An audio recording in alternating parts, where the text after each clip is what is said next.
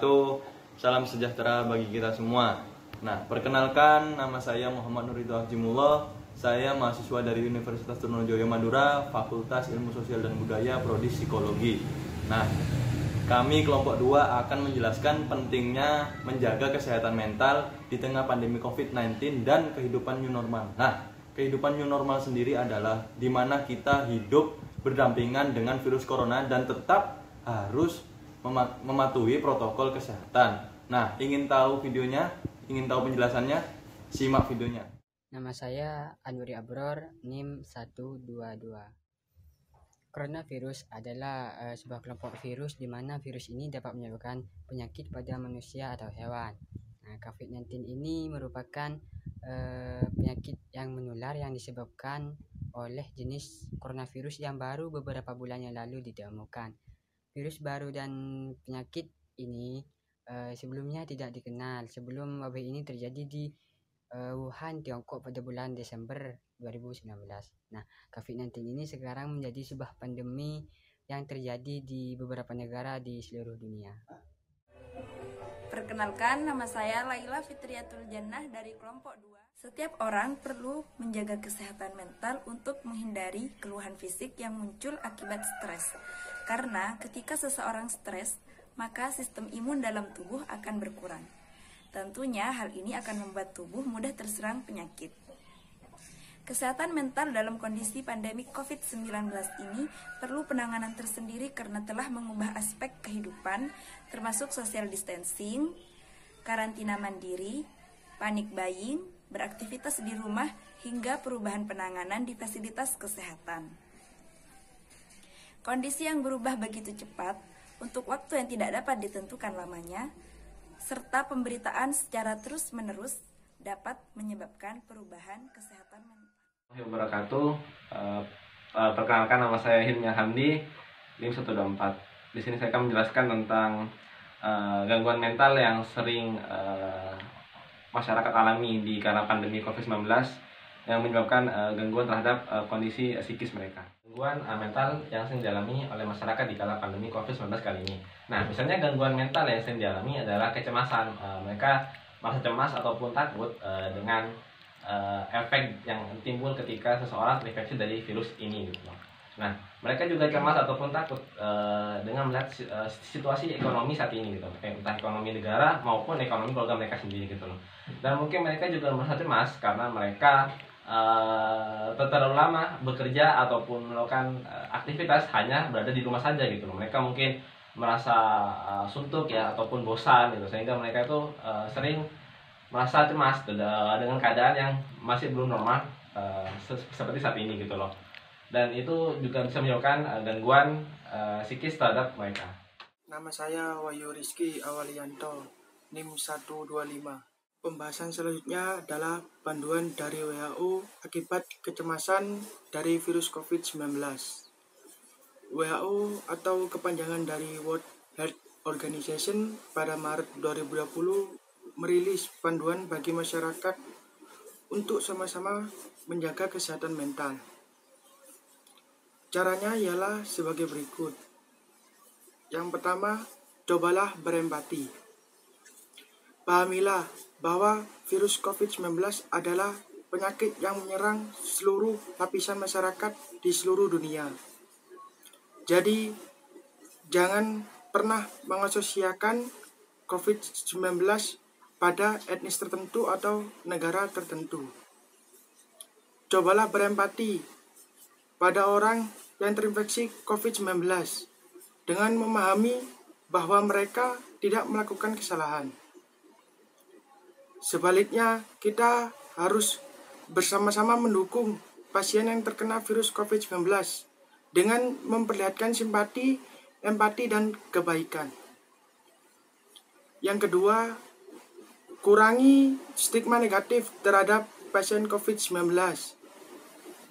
Penting pula untuk tidak menyebut pasien COVID-19 sebagai kasus COVID-19 atau keluarga COVID-19 atau orang yang sedang sakit COVID-19.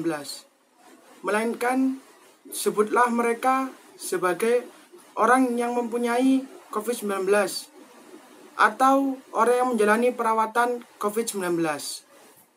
Kita perlu memisahkan identitas seorang dengan COVID-19 untuk mengurangi stigma negatif.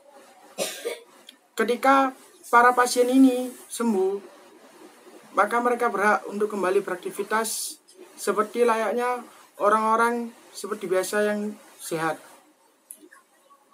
Untuk menjelaskan selanjutnya dijelaskan oleh rekan saya. Terima kasih. Saya Vivin Rizkawati, NIM 126. Tema itu sendiri batasi diri dari berita tentang COVID. Tentunya banyak orang yang ingin mengetahui berita terkini tentang COVID itu sendiri, entah itu dari pasien yang sudah sembuh berapa, entah itu pasien yang sudah positif berapa. Tentunya orang masih banyak ingin mengetahui tentang itu, namun harus tetap diingat, kita harus tetap membatasi berita itu agar, soalnya gini, berita tentang COVID itu termasuk berita yang menakutkan. Jadi untuk kita sendiri, terlalu banyak membaca berita yang menakutkan itu bisa membuat diri kita itu stres ataupun down. Dan yang keenam sendiri itu lindungi diri dan keluarga. Tentunya perlindungan diri itu sangat penting. Contohnya yang bisa dilakukan ketika kita ingin melindungi diri kita ataupun keluarga itu sering-seringlah cuci tangan. Jika memang sangat dibutuhkan untuk keluar rumah, tetap stay safe, yaitu tetap memakai masker, membawa hand sanitizer, ataupun menjaga jarak dari orang-orang di sekitar. Biasanya orang yang keluar rumah itu banyak yang mereka itu benar-benar mendesak gitu loh. Kalau emang tidak mendesak, mohon jangan keluar rumah. Terima kasih. Perkenalkan, nama saya Fasia Umu Thaibah, NIM 127. Selanjutnya, dengan memberikan bantuan kepada tenaga medis dengan mengirimkan kata-kata yang positif yang dapat mensupport mereka selama bekerja. Selain itu juga dapat memberikan berupa makanan atau alat-alat kesehatan dan sebagainya. Poin terakhir di sini adalah dengan saling mendukung sesama. Kebijakan physical distancing ini berdampak serius pada kebutuhan ekonomi yang terutama berdampak pada para pekerja yang akan kehilangan pekerjaannya atau penghasilannya. Maka dengan ini kita dapat membantunya dengan memakai produk atau jasa yang mereka tawarkan atau sekedar bersedekah. Nama saya Mutmainah, NIM 128. Kegiatan positif yang bisa kamu coba untuk menjaga kesehatan mental. Meski ruang beraktivitas kita terbatas, namun kebijakan berkegiatan di rumah memiliki banyak manfaat positif. Nah, yang pertama, kamu memiliki banyak waktu bersama keluarga dan kamu juga bisa melihat aktivitas keluargamu dan kamu juga pastinya punya banyak luang waktu bersama mereka. Nah, yang kedua, kamu juga tidak perlu buang-buang waktu dan tenaga untuk pergi ke sekolah dan ke kantor untuk bekerja. Kelebihan waktu ini bisa kamu manfaatkan untuk melakukan hal-hal lain seperti melakukan hobi atau bekerja. Nah, kegiatan apa saja yang bisa kamu lakukan di rumah untuk menjaga kesehatan mental? Kenalkan, nama saya Aulia Safira Damayanti, NIM 129. Poin selanjutnya adalah kegiatan yang dapat membantu menjaga kesehatan mental kamu. Yang pertama, lakukan hal-hal yang menyenangkan. Dalam hal ini, kamu dapat melakukan hobi kamu di waktu yang senggang, seperti membuat kue, membuat kerajinan tangan, olahraga, berkebun, memainkan alat musik, membaca buku, dan lain sebagainya.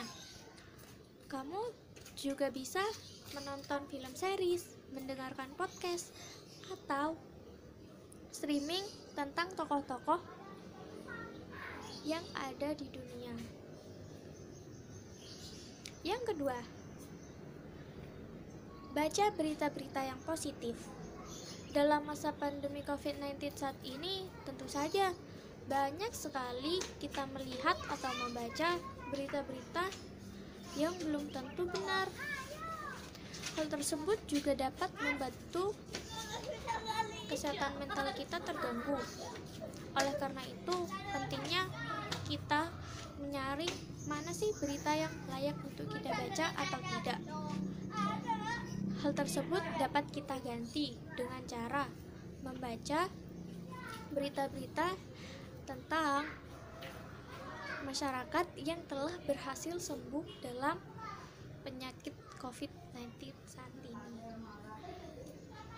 Yang kedua, kamu dapat membaca artikel tentang negara-negara yang berhasil menanggulangi kasus COVID-19 saat ini. Yang ketiga, kamu bisa mencari tahu tentang vaksin apa saja sih yang dapat menyembuhkan COVID-19 saat ini. Assalamualaikum warahmatullahi wabarakatuh. Perkenalkan, nama saya Iljam Tamsirus Tulwa. Saya dari kelompok 2 NIM 130. Oke, saya akan menjelaskan poin 7 bagian 3. Nah, bagian 3 ini mencoba hal yang baru. Nah, ngomong-ngomong dengan mencoba hal yang baru ya. Nah, kamu akan di rumah itu banyak luangnya waktu. Nah, mumpung waktu yang tepat ini di hari COVID, kamu itu mencoba hal yang baru. Contoh yang perempuan memasak masakan, merajut, belajar menjahit. Nah, kalau yang laki contohnya yang kalau hobinya yang main game, kalau hobinya yang main gitar ya main gitar. Nah, ataupun membantu ayah di rumah yang kalau yang laki-laki, atau bercocok tanam. Ya pokoknya yang berpenghasilan positif pokoknya. Nah, untuk menghilangkan rasa kecemasan, tekniknya itu kita harus rajin berolahraga. Nah, contohnya pernapasan di dalam rumah. Olahraga pernapasan sebanyak 6 kali. Itu wajib dilakukan setiap minggu 3 kali untuk melatih kecemasan. Oke, poin 7 yang bagian 4. Tetap terhubung dengan orang lain. Nah, berkegiatan di rumah tidak berarti kamu tidak berhubung dengan orang lain, kawan. Nah, gini, kamu harus memberi dukungan kepada orang lain yang berarti bagi kamu, misalkan keluarga ataupun sahabat, ataupun teman kamu, ataupun pacar kamu yang nggak punya pacar, ya wes gak usah beri dukungan. Dengan hal contoh itu memberi dukungan, kita nongkrong live. Nah, dengan nongkrong live itu kayak apa, ataupun ngopi live itu kayak apa. Nah, kita harus memberi dukungan dengan nongkrong live, makan bareng ataupun ngopi bareng sambil live, ataupun sharing live, ataupun belajar live gitu. Oke, saya di sini akan menjelaskan poin terakhir, yaitu tentang kehidupan new normal. Nah, apa itu kehidupan new normal? Kehidupan new normal adalah dimana kita hidup di tengah-tengah pandemi COVID-19 atau yang kita kenal disebut virus corona, dan tetap harus mematuhi protokol kesehatan. Nah, lebih spesifiknya lagi, kita boleh beraktivitas di luar rumah, tetapi tetap harus menjaga protokol kesehatan, seperti harus selalu jika keluar rumah harus selalu memakai masker, membawa hand sanitizer, selalu cuci tangan, dan berjaga jarak minimal 1 meter. Tidak berkerumun di kerumunan banyak orang. Contoh pertama kehidupan new normal adalah para pekerja, buruh pabrik atau ojek online. Mereka boleh bekerja, tetapi tetap harus mematuhi protokol kesehatan, seperti memakai masker. Harus selalu membawa masker, itu sangat penting. Dan yang kedua adalah selalu membawa atau menyediakan hand sanitizer. Selalu cuci tangan, karena biasanya di setiap sudut kota sudah disediakan tempat cuci tangan. Nah, mereka harus diwajibkan cuci tangan. Nah, dan tidak harus menjaga jarak minimal 1 meter. Nah, tidak boleh bersentuhan antar para pekerja. Nah, berikut beberapa tips dari saya untuk menjalani kehidupan new normal. Nah, yang pertama ini adalah kita harus mematuhi protokol kesehatan saat keluar rumah. Contohnya, kita boleh keluar rumah, tetapi harus selalu membawa masker, menyediakan hand sanitizer, selalu cuci tangan, dan tidak berkerumun, selalu menjaga jarak minimal 1 meter. Nah, yang kedua adalah kita harus menjaga pola makan. Nah, ini di tengah pandemi ini kita harus menjaga pola makan kita, terutama kita harus makan banyak, ya banyak mengandung protein, vitamin dan zat besi. Biasanya terkandung di dalam buah-buahan, kacang-kacangan atau daging. Dan yang ketiga adalah kita selalu menjaga kebugaran. Nah, kebugaran itu sangat penting. Contohnya, kita bersepeda. Contohnya bersepeda.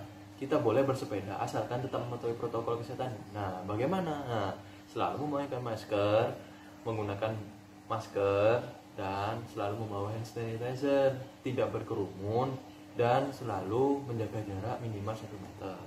Nah, dan yang terakhir ini biasanya menjaga tentang menjaga keuangan kita. Nah, di tengah pandemi ini banyak ya para pekerja atau para ojek online susah mendapatkan penumpang. Nah, banyak yang kena PHK. Nah, di tengah pandemi ini kita harus menjaga keuangan. Contohnya, kita harus pandai-pandai membeli barang atau kebutuhan-kebutuhan kita. Harus pintar-pintar menyeleksi. Kita tidak boleh boros. Nah, harus benar-benar pintar menjaga keuangan kita atau ekonomi kita di tengah pandemi ini. Nah, sekian penjelasan mengenai kehidupan normal dan beberapa tips dari saya. Jika ada kesalahan kata, mohon dimaafkan. Selalu semangat, jaga kesehatan, dan sampai jumpa. A few moments later. Sekian dan terima kasih atas video pemaparan tentang pentingnya menjaga kesehatan mental di tengah pandemi COVID-19 dan kehidupan new normal. Saya Muhammad Nurridho Ahjimullah, mewakili kelompok 2, mengucapkan mohon maaf yang sebesar-besarnya jika ada kesalahan kata yang kurang berkenan di hati. Tetap semangat, jaga kesehatan, dan sampai jumpa.